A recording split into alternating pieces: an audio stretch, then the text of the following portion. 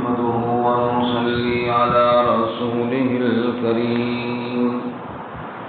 ما بعد فأعوذ بالله من الشيطان الرجيم بسم الله الرحمن الرحيم قل يا أيها الناس إنما أنا لكم نذير مبين فالذين آمنوا وعملوا الصالحات لهم مغفرة ورزق كريم والذين سعوا في آياتنا معاجزين أولئك أصحاب الجحيم وما أرسلنا من قبلك من رسول ولا نبي إلا إذا تمنى ألقى الشيطان في أمنيته فينسخ الله ما يلقي الشيطان ثم يحكم الله آياته والله عليم حكيم قل يا أيها الناس آپ فرما دیجئے اے لوگو انما انا لکم نذیر مبین بے شک میں تمہارے لیے ڈرانے والا ہوں واضح طور پر فالذین آمنوا وعملوا الصالحات پس وہ لوگ جو ایمان لائے اور نیک اعمال کیے لہم مغفرۃ ورزق کریم ان کے لیے مغفرت ہے اور عزت والا رزق ہے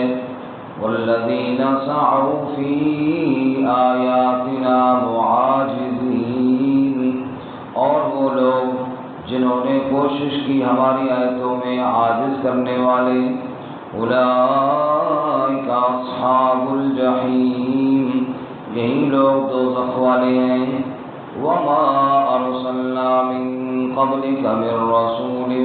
ولا نبی اور نہیں بھیجا ہم نے آپ سے قبل کوئی رسول اور نہ کوئی نبی الا اذا تمنا مگر جب بھی وہ آرزو کرتے القى الشیطان فی امنیتی تو شیطان ڈال دیتا ان کی آرزو کے بیچ میں فینسخ اللہ ما یلقی الشیطان پس مٹا دیتا اللہ تعالیٰ جو شیطان ڈالتا ثم یحکم اللہ آیاتی پھر ثابت فرماتا اپنی آیتوں کو واللہ علیم حکیم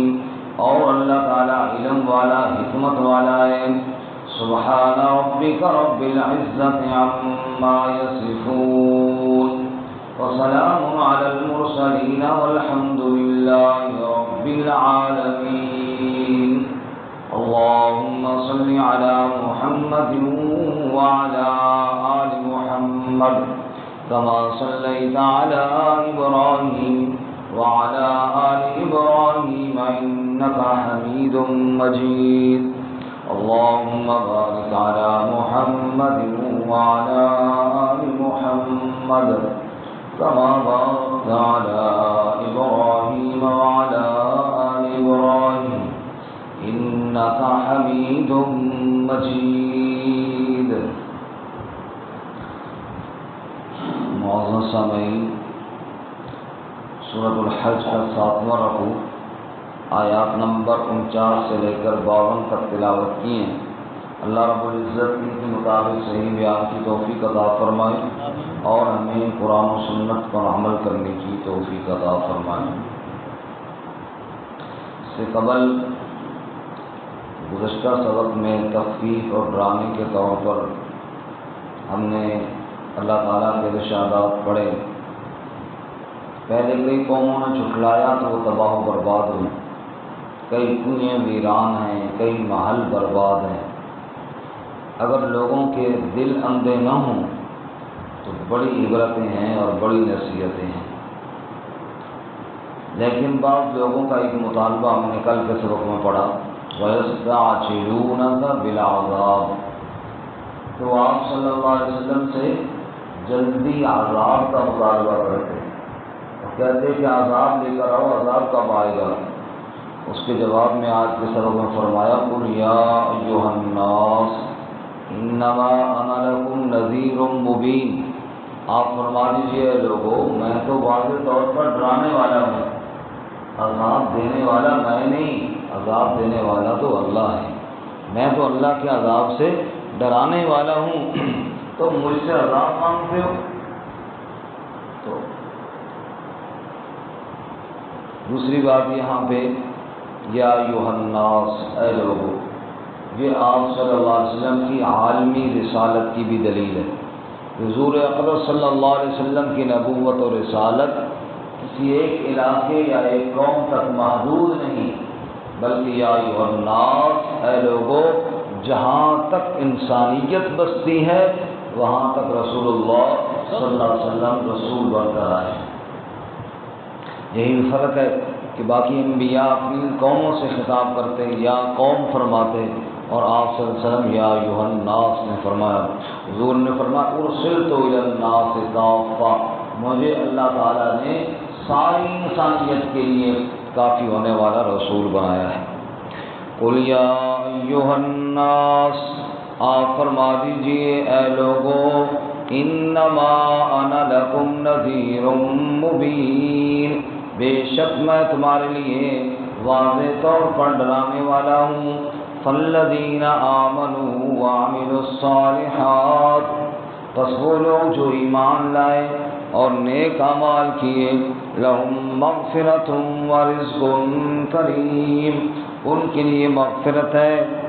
اگر کوئی کمی کوتاہی ہوئی، اگر ان سے کوئی غلطی ہوئی تو میں اللہ نے مغفرت کا وعدہ کر رکھا ہے۔ ورزق کریم، اور عزت والے رزق کا وعدہ کر رکھا ہے۔ جو ایمان والے اور نیک اعمال ہیں، بخشش بھی انہی کے لیے، عزت کی روزی بھی ان کے لیے۔ والذین سعوا فی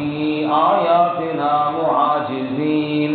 اور وہ لوگ جو کوشش کرتے ہیں ہماری آیتوں میں عاجز کرنے والے،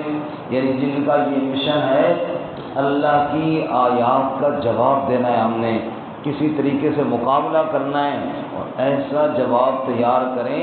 تاکہ آپ صلی اللہ علیہ وسلم کو ہرا دیں اور ہم جیت جائیں۔ اللہ فرماتے ہیں جو کوشش یہ کر رہے ہیں میری آیتوں کے مقابلے کی اور ہرانے کی کوشش کر رہے ہیں، عاجز کرنے والے، ہرانے والے، وہ چاہتے ہیں کہ نبی پاک صلی اللہ علیہ وسلم کو نعوذ باللہ عاجز کر دیں اور آپ صلی اللہ علیہ وسلم کی دعوت کو روک دیں۔ اولئک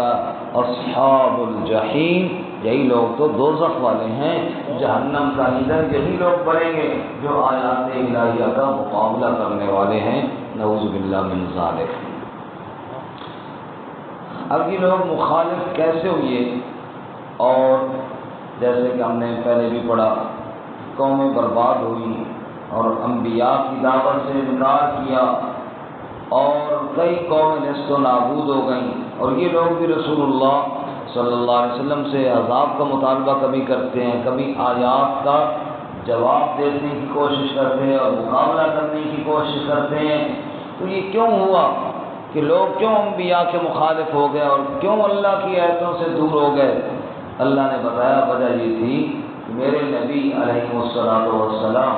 یعنی حضور اکرم صلی اللہ علیہ وسلم اور آپ سے پہلے بھی جتنے نبی آئے، وہ تو لوگوں کی خیرخواہی اور لوگوں کی ہمدردی کا جذبہ لے کر آئے، لیکن ہوتا یہ تھا کہ انبیاء جب لوگوں کے سامنے میری بڑائی بیان کرتے اور وحدانیت اور توحید کی بات کرتے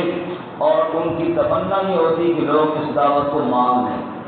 ظاہر ہر داعی، ہر مبلغ کی یہی تمنا ہوتی ہے کہ جو دعوت میں دے رہا ہوں لوگ اس کو مان لیں۔ اللہ کے انبیاء کی بھی یہی تمنا ہوتی تھی کہ لوگ اس دعوت کو کیا کر لیں؟ مان لیں، تسلیم کر لیں۔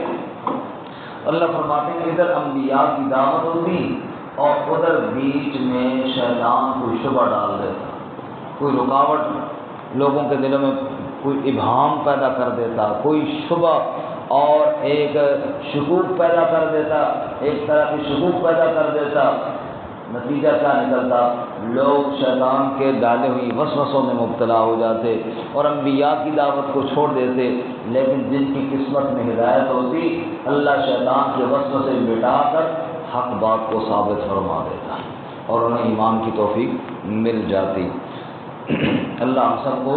شیطان کے شر سے محفوظ فرمائے۔ وما ارسلنا من قبلک، اور یہی وجہ ہے نا کہ ہمیں حکم دیا گیا کہ جب بھی قرآن کی تلاوت کرو تو پہلے پڑھو اعوذ باللہ من الشیطان الرجیم، کیونکہ شیطان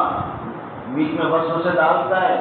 اور خاص کر اس وقت جب اللہ کی آیات بندہ پڑھے یا اللہ کی آیات کے قریب جائے تو پھر تو شیطان نے پورا زور لگانا ہوتا ہے کہ یہ دور ہو جائے۔ اس لیے پہلے کہا فَإِذَا قَرَأْتَ الْقُرْآنَ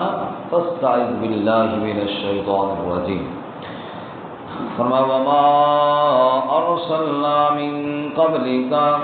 مِن رَّسُولٍ وَلَا نَبِيٍّ،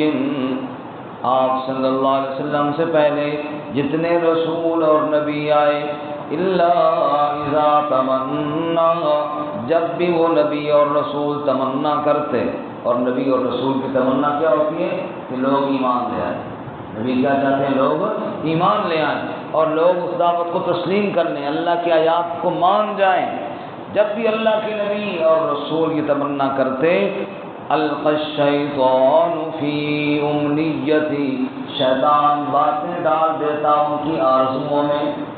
انبیاء کی آرزو کیا؟ لوگ ایمان لیں، بیچ میں شیطان وسوسے، خیالات، شبہات، یہ چیزیں ڈال دیتا۔ فَيَنْسَخُ اللَّهُ مَا يُلْقِي الشَّيْطَانُ، بس مٹا دیتا اللہ جو شیطان نے ڈالا ہے۔ ثُمَّ يُحْكِمُ اللَّهُ آيَاتِهِ، پھر اللہ ثابت کر دیتا، مضبوط کر دیتا اپنی آیات کو۔ شیطان کے ارادے خاک میں مل جاتے، اللہ کی آیات اور نبیوں کی دعوت دنیا میں پھیل جاتی۔ شیطان کوشش کرتا یہ دعوت آگے نہ پھیلے، لیکن اللہ تعالیٰ شیطان کے ارادوں کو ناکام بنا کر اپنے انبیاء کی دعوت اور اپنی آیات کو ثابت کر دیتا، یعنی ان کی تبلیغ اور ان کو اللہ پھیلا دیتا۔ واللہ علیم حکیم، اور اللہ تعالیٰ علم والا، حکمت والا ہے۔ تو خلاصہ یہ نکلا، لوگ آپ صلی اللہ علیہ وسلم سے عذاب کا مطالبہ کرتے، فرمایا عذاب میں نے نہیں لے کر آنا، عذاب اللہ تعالیٰ نے لے کے آنا ہے۔ میں تو تمہیں خوشخبریاں سنانے والا اور ڈرانے والا بن کر آیا ہوں۔ ایمان لاؤ گے، نیک اعمال کرو گے تو مغفرت اور جنت کے رزق ہیں، اور اگر میری آیتوں میں، اللہ کی آیتوں میں مقابلے کی کوشش کرو گے تو دوزخ ٹھکانہ ہے۔